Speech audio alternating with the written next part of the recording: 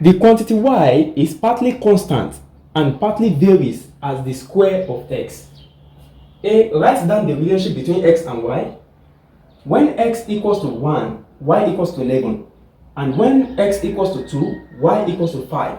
Find the value of y when x equals to 4. Okay? Now, let us write out the information that you are given in the question. We are given that a variable, the quantity y is partly constant. So, y is partly constant. Okay? Y is partly constant. And the same y, that same y is partly varies as the square, is partly varies as the square of x. Okay? So, this is the first mathematical interpretation of the first question. Now, if you want to write a single expression for y, you're going to have, okay, let us first change the variation sign.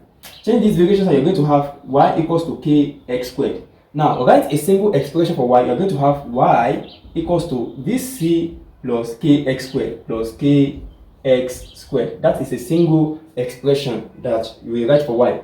Now, listen to me. If you are solving this in exam, listen. The reason why I wrote y in this form is, in these two forms, is because I'm explaining. So that if I just jump into this, you might be wondering that how do I got here? Okay, now if I'm solving this in exam, I'm just going to proceed like this. Okay, I'm not going to put this. Are you getting it? But because I'm explaining, I want you to understand. That's why I delve into this. Okay, are you getting it? So that you will not be wondering that how do I derive this? Okay, so now having gotten this equation, we are asked to write down the relationship between x and y. Before we can write down the relationship, we need to get the value of c and k. Okay, please listen to the explanation again. See, you need to get the value of c and k. Are you getting it? So now, to get the value of c and k, we need to first solve question number 2. Question 1b, which is find when x equals to 1. That is question b now. When x equals to 1, y equals to 11. When x equals to 2, y equals to 5. Okay. Find y when x equals to 4. Okay, let's proceed. Now, in this equation that you are given, let us first replace x as 1 and y as 11. For this, I'm going to have 11, which is y. Listen, y is 11 now. 11 equals to c plus k. K is, we don't know k, and x is what? 1. So, c plus 1 multiplied by k. 1 times k is what? Listen to me carefully. X is 1. If you substitute x as 1 here, 1 square is what? 1. 1 times k is what? K. So 11 equals to c plus k. Are you getting it? Now for the second question, now we have x equals to 2, yes, y equals to 5. So I'm going to have 5, which is y, equals to c plus, now when x equals to 2, I'm going to have 2 raised to the power of 2, right? Yes, 2 raised to the power of 2 is what? 4. So I'm going to have 4k. Do you understand? Okay, now we have two equations which can be solved simultaneously. So I'm going to have 11 equals to c plus k, and well, you can interchange. Listen to me carefully. You can write down the equation like this. You can write down the equation like this. C plus k equals to 11 and c plus 4k equals to 5. Do you understand? Okay, now we can eliminate c by subtracting, let's call this equation 2 and let's call this equation 1. We can eliminate c by subtracting equation 2 from equation 1. Okay, so for this I'm going to have, put minus, c minus c, that is what? 0. Okay, k minus 4k, that is 1k minus 4k. What's the answer? Minus 3k. Minus 3k equals to, now 11 minus 5, that is 6, equals to 6. So the values are minus 3, this is 1 minus 3. K equals to minus 2. Okay, now we've gotten the value of k as minus 2.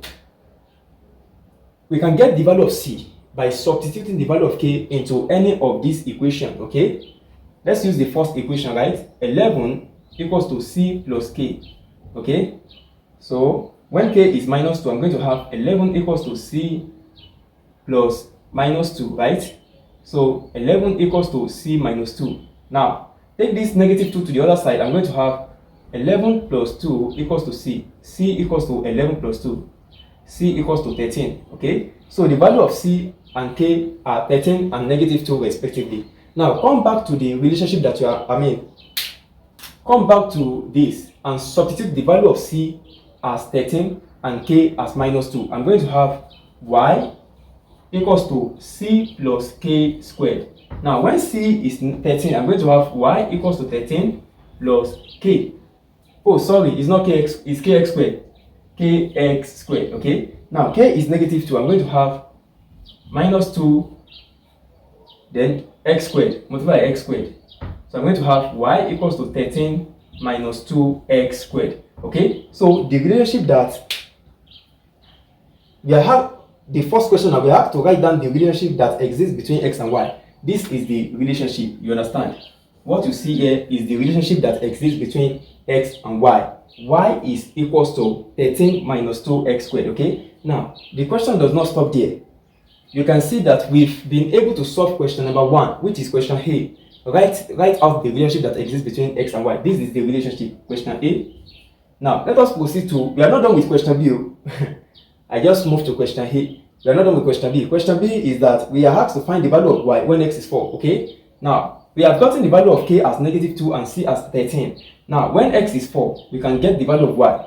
All you have to do is that just substitute the value of x, just substitute the value of the given x into this relationship. You know, the relationship is y equals to 13 minus 2x squared. Now, we are given that x is 4, so I'm going to have y equals to 13 minus 2 multiplied by 4 squared, okay? Y equals to 13 minus 2. Now, 4 squared is what? 16, right? Yes. So I'm going to have minus 2 times 16. Minus 2 times 16 is what? 32. Minus 32. Do you understand? Okay. Is there, do you have any question?